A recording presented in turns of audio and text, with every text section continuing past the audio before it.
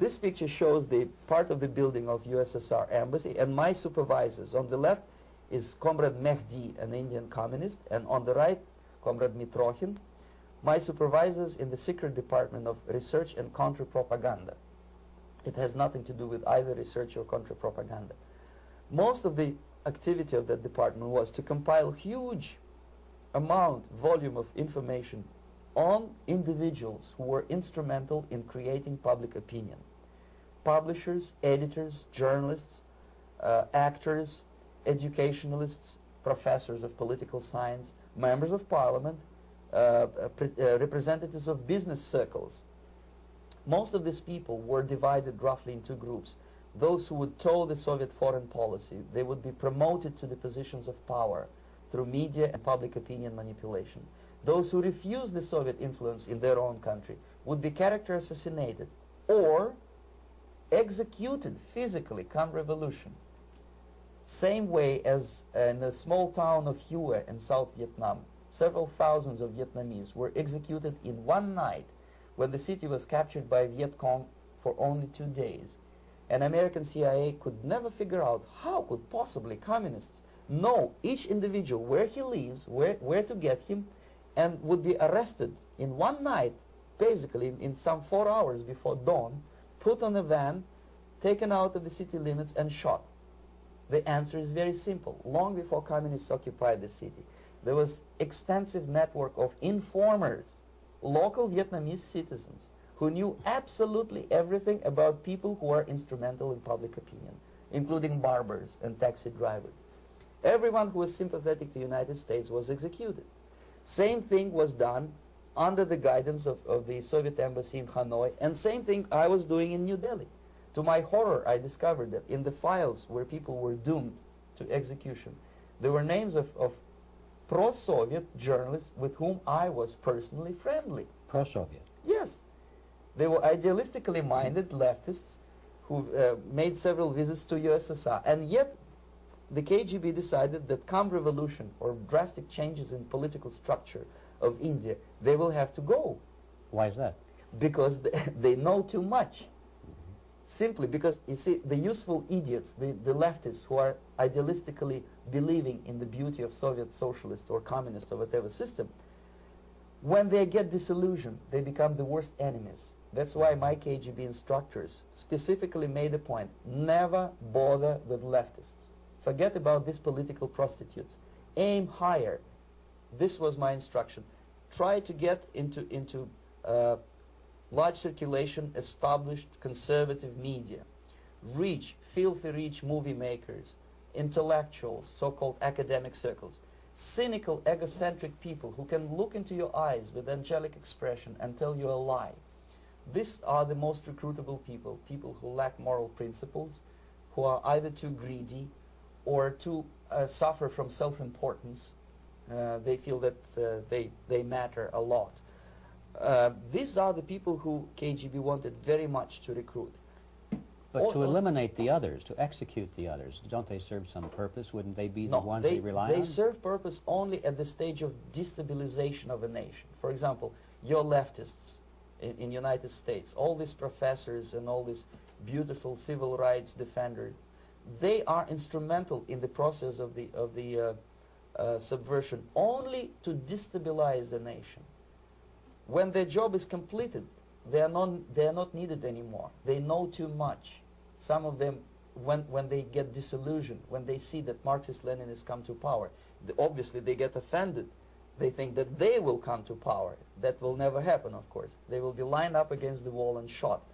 But they may turn into the most bitter enemies of Marxist-Leninists when they come to power. And that's what happened in Nicaragua. You remember most of these former Marxist-Leninists were either put to prison or one of them split, and now he's working against Sandinistas.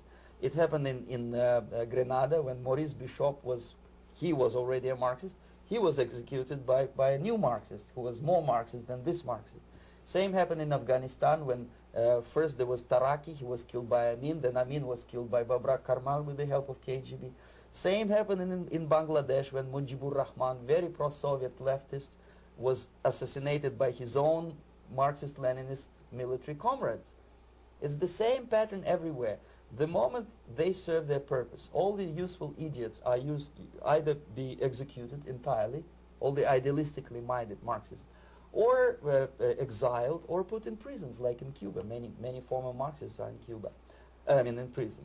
So most of the Indians who were cooperating with the Soviets, especially with our Department of Information of the USSR Embassy, were listed for execution. And when I discovered that fact, of course I was sick. I was mentally and physically sick. I thought that I'm going to explode one day during the briefing at the ambassador's office. I would stand up and say something that we are basically a bunch of murderers. That's what we are. It has nothing to do with friendship and understanding between the nation and blah, blah, blah. We are murderers. We behave as a bunch of thugs in a country which is hospitable to us, a country which with ancient traditions.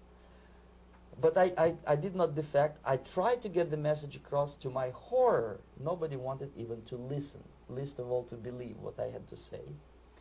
And I tried all kinds of tricks. I would leak information through letters or lost documents or something like that. And still I got no message.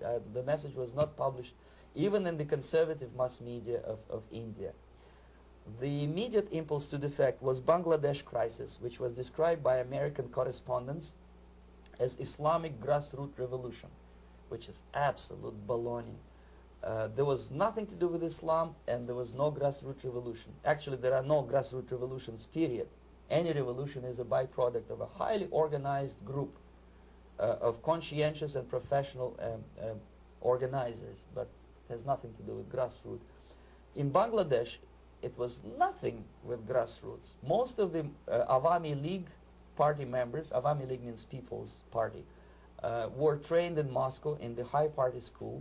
Most of the Mukti Fauj leaders, Mukti Fauj in Bengali means People's Army, same as SWAPO and all kind of liberation armies all over the world, the same bunch of useful idiots. They were trained at Lumumba University and various centers of the KGB in Simferopol, in Crimea, and in Tashkent. So when I saw that Indian territory is being used as a jumping board to destroy East Pakistan, I saw myself thousands of so-called students traveling through India to East Pakistan, through the territory of India, and Indian government pretended not to see what's going on. They knew perfectly well, the Indian police knew it, the intelligence department of Indian government knew it, the KGB of course knew it, and the CIA knew it.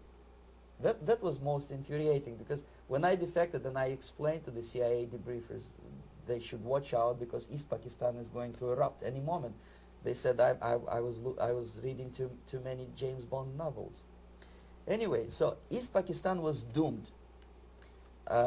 One of my colleagues in the Soviet consulate in Calcutta, when he was dead drunk, he ventured into the basement to relieve himself, and he found big boxes which said printed matter to Dhaka University. Dhaka is the capital of East Pakistan. And since he was drunk and curious, he opened one of the boxes and he discovered not printed matter. He discovered Kalashnikov guns and ammunition in there. Anyway, it's a long story. When I saw the preparations for the invasion into East Pakistan, obviously I wanted to defect immediately. The only thing I couldn't at that time make up my mind when and where and how. One of the reasons, of course, you see, I was in love with India. I mentioned that before. I spoke the languages. I socialized with people. And I understood that I had to act fast unless I want this beautiful country to be permanently and irreparably damaged by our presence.